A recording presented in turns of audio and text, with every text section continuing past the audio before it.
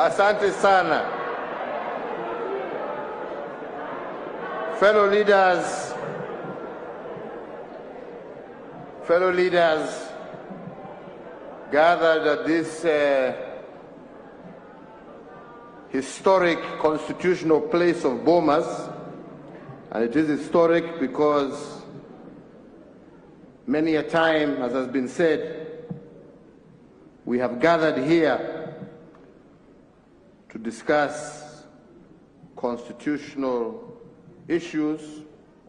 Mimi nawasalimia nyote na nawashukuru kwanza kwa risala za birthday siku ya leo, na nasema asante.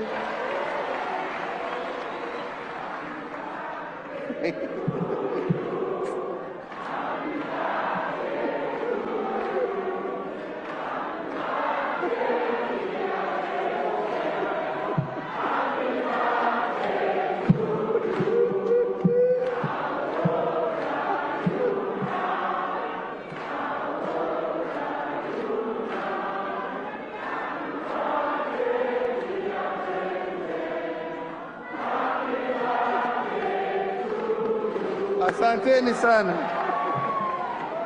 Thank you very much. So, thank you very much. So, before I begin, I would like to take this opportunity, as much as indeed they have been recognized, to recognize the Committee of Elders who, for the last 2 years, as we were told, have taken their time and indeed in many instances their resources to travel around this country together with their secretariat and their technical teams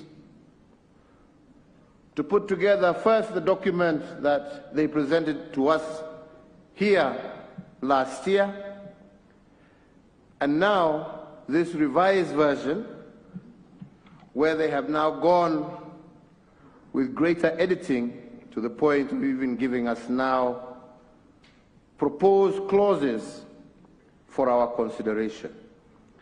And I would like to recognize Senator Yusuf Haji, who was the chair, who is unfortunately not well today.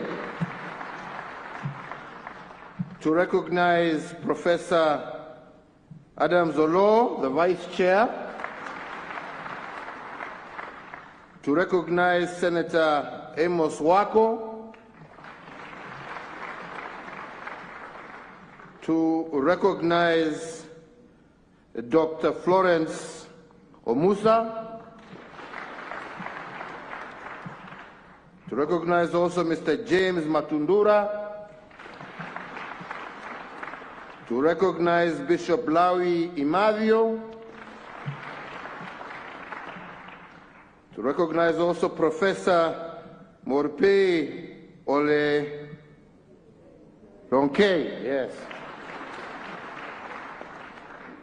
To recognize Rose Museo. To recognize Mrs. Agnes Karindu Mudhama. To recognize also Professor Said Mwaguni. To recognize Major John Sei. To recognize also Honorable Maison Leshomo. To recognize Bishop Peter Jenga. And finally to recognize Archbishop Zacchaeus Okoth, retired, plus your entire secretariat. I thought it important for Kenyans to know the men and women who have guided us through this process to where we are today. Let me say that today we have before us a document that has been worked on and again, I repeat, for a period now of 2 years. And a document whose objective is really nothing more than to find what ails our country and hopefully give us a solution that will heal our country.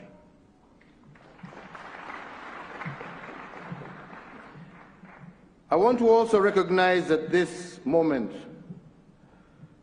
my brother Raila Odinga.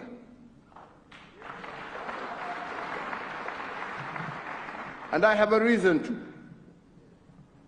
because as many of you know, we were competitors in 2007. 2017. And as such, things got to a very difficult level.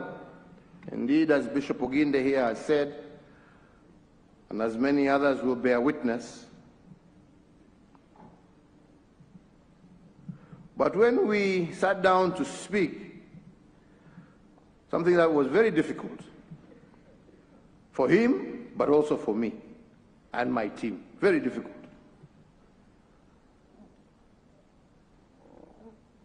But when we got through to it, and we spoke again, and we spoke again,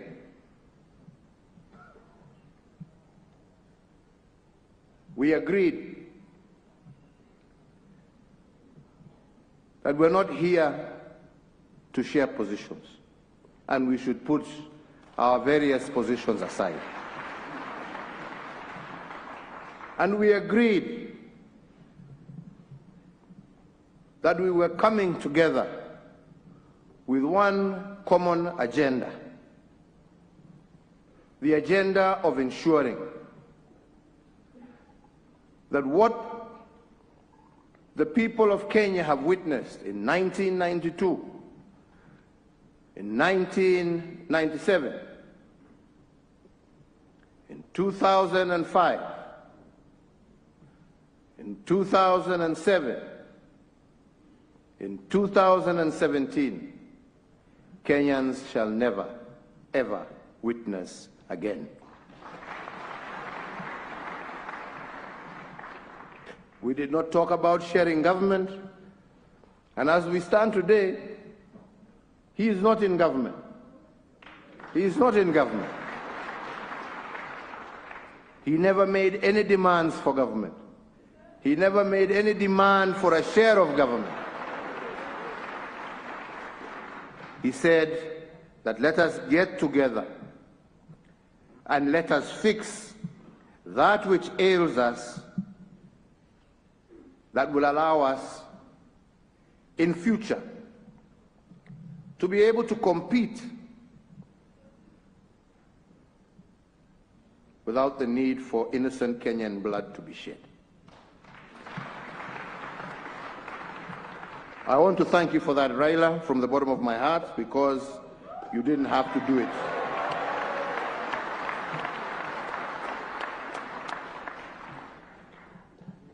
I also want to thank my deputy president,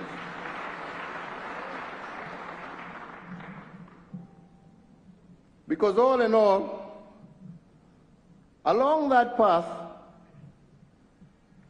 I kept him abreast of what was going on. He was part and parcel. It's the truth, I'm not lying. Ask him, he's here.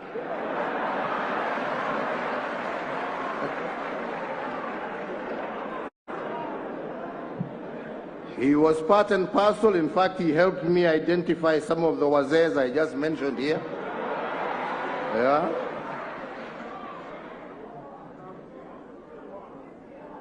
And the purpose, as I had told him, and as we agreed with Raila, was never to talk about what shall happen tomorrow in terms of our elective posts, but I said it was an extension of what I and you did in 2013.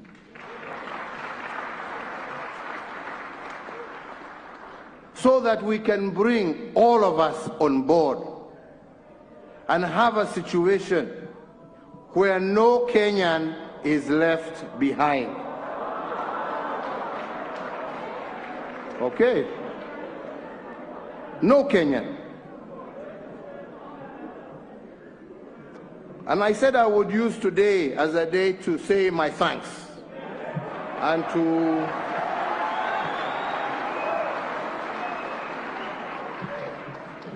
put things also in context.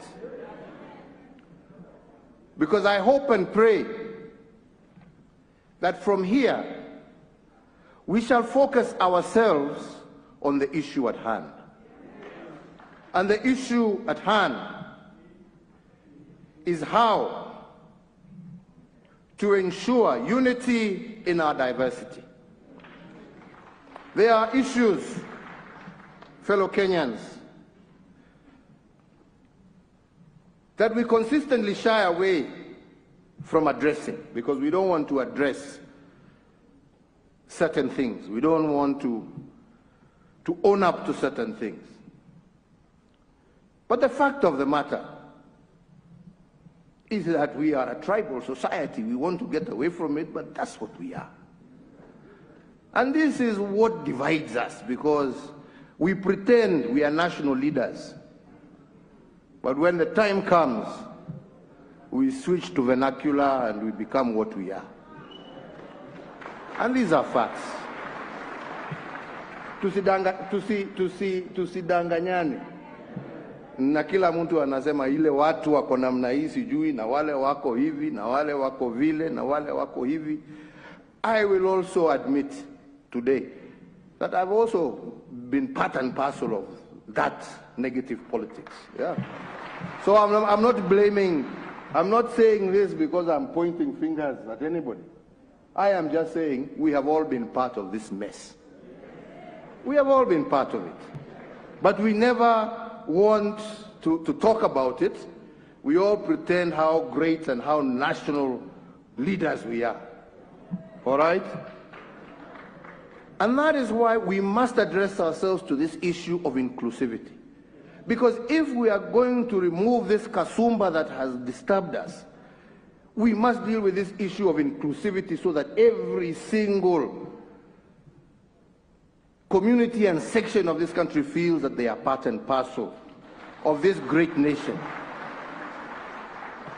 And you know, we started pole addressing ourselves to that issue even in 2010 by bringing on devolution and ensuring now resources were going kule mashinani. But there were still elements that were left.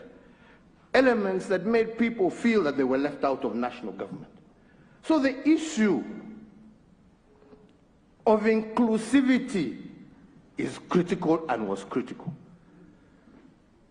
And we said with my friend here, we must address ourselves to that issue so that future generations will be able to address themselves as Kenyans. Lakini nyinyi msitudanganye hapa ukabila umejaa. Na ni vizuri, unajua mtu asiposema ukweli, tunaficha kule, but then we never address it. And that's why I'm saying, I want to thank these gentlemen because they are trying to address themselves to those issues. Because until we do, our politics will consistently be negative. And we want to change that cycle so that our politics can be positive driven. Positive that we are winners when we are together. That is the direction that we wish to move ourselves in. The second big problem we have is our young people. Again, let us not cheat ourselves. It is our young people. We have a youth bulge that, if not properly handled, can be a time bomb that can blow this country to pieces.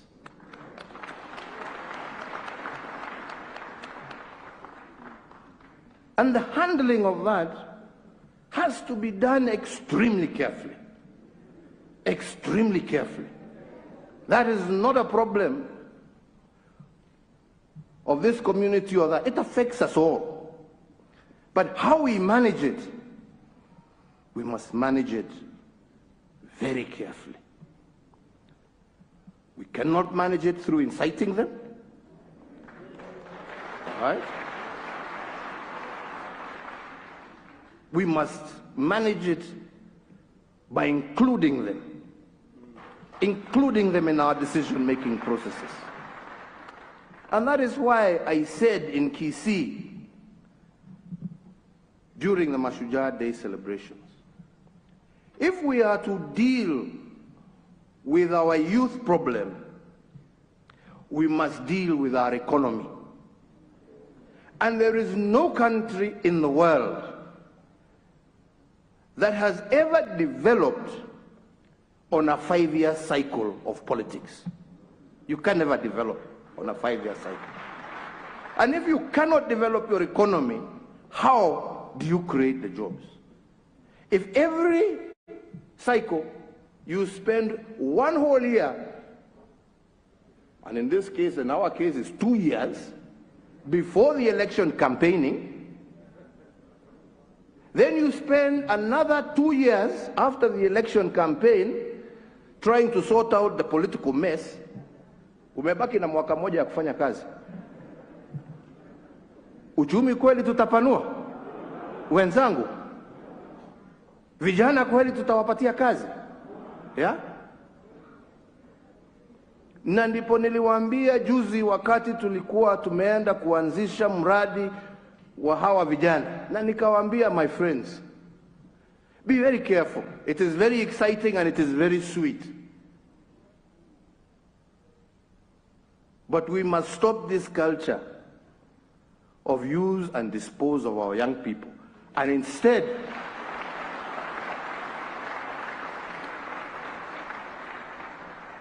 develop and deepen a process, which again I want to thank these gracious men and women, because they have looked into those issues, of how we can systematically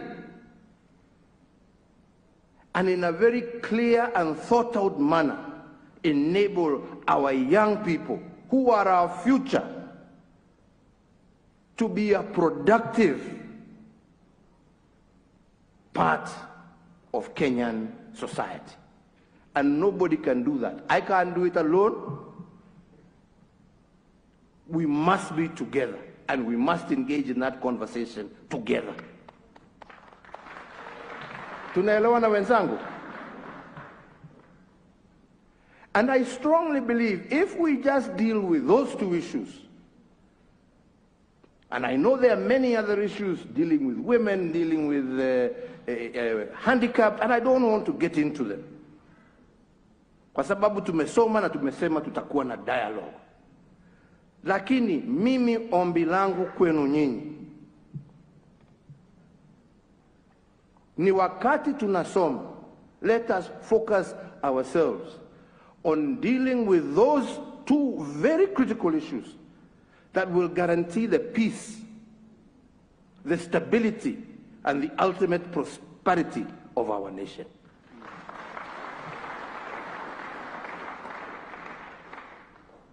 And let us not entertain the side shows, because there are too many side shows that are detracting us from where we want to go, that are stopping this country from being that great country that our forefathers saw it to be.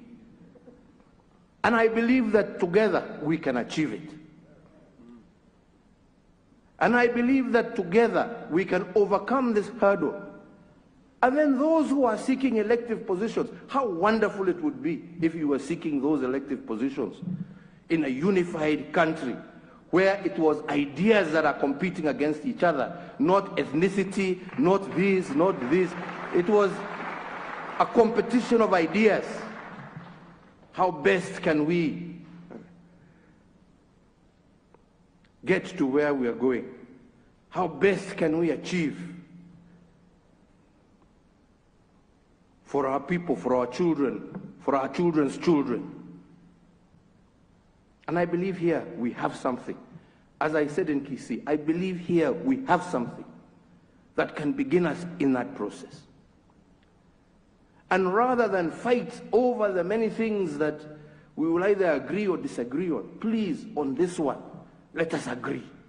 Let us agree and fix it. Mimi hiyo ndio ombi langu kwenu nyinyi na kwa Wakenya wote.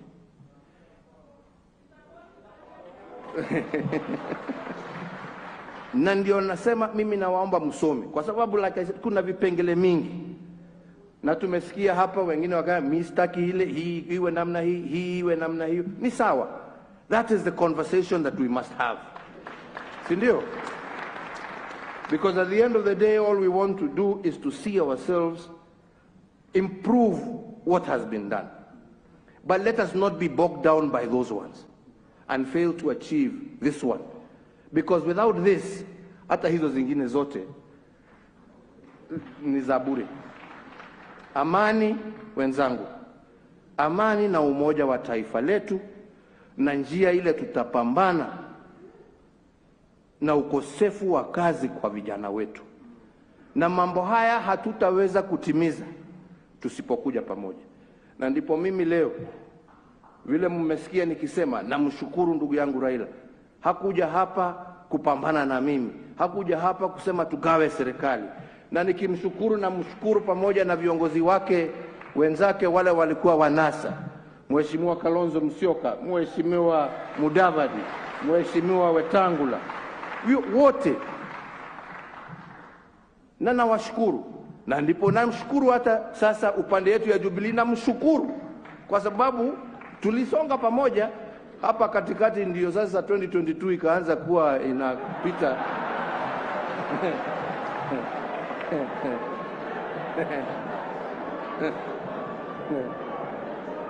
Akasahau yale mengine.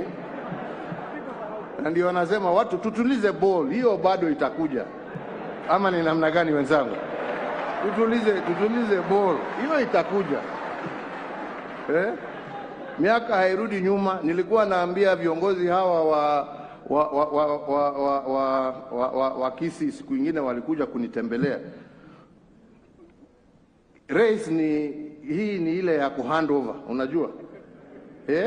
Si ndio? Inaitwa relay. Unakimbia ule mwingine anakugojea pale, anatakikana kukugojea ndio ashike aendelee, si ndio? Lakini sasa my brother William hapa amepinduka, anakimbia nyuma.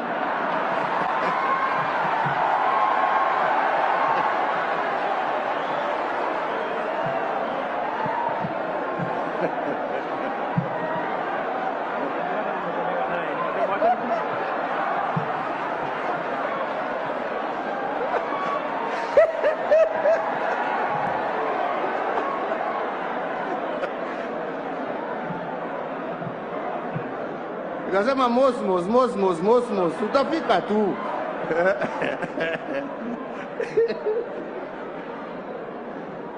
Jameni, tufanye shughuli hii muhimu kwa taifa, shughuli ambayo itatusaidia na itasaidia kuleta umoja na amani katika taifa letu. Tumesikia hapa wale ambao wametuongelesha hapa, wale ambao wamepoteza mali yao kule Molo. Wazazi wetu hapa walipoteza mtoto yao kwa sababu ya siasa. Vile mama Pendo ametuambia hapa, wacha hiyo iwe ya mwisho.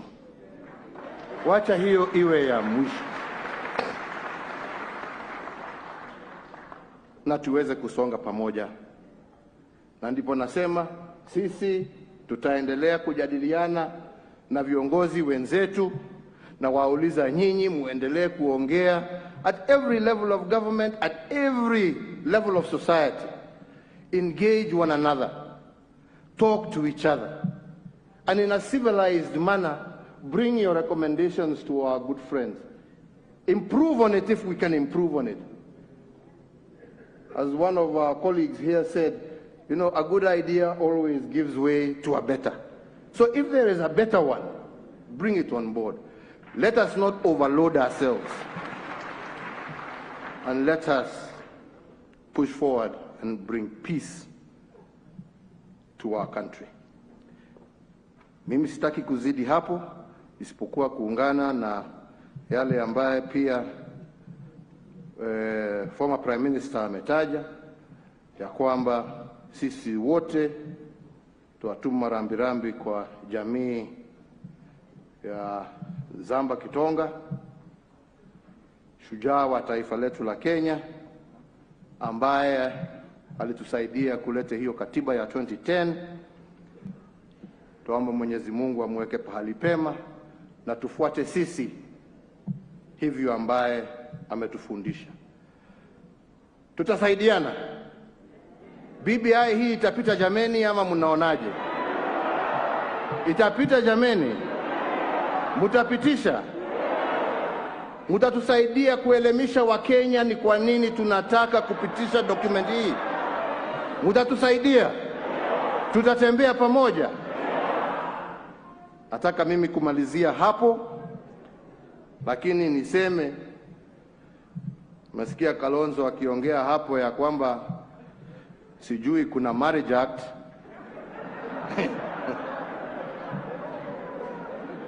Lakini ile nilishika ni apogisho kuniambia kuna ukurasa Biblia ambaye inasema inawezekana. Nataka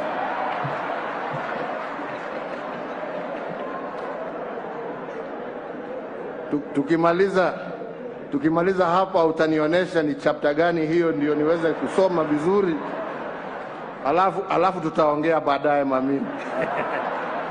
Mungu awabariki, Mungu awalinde, asanteni sana.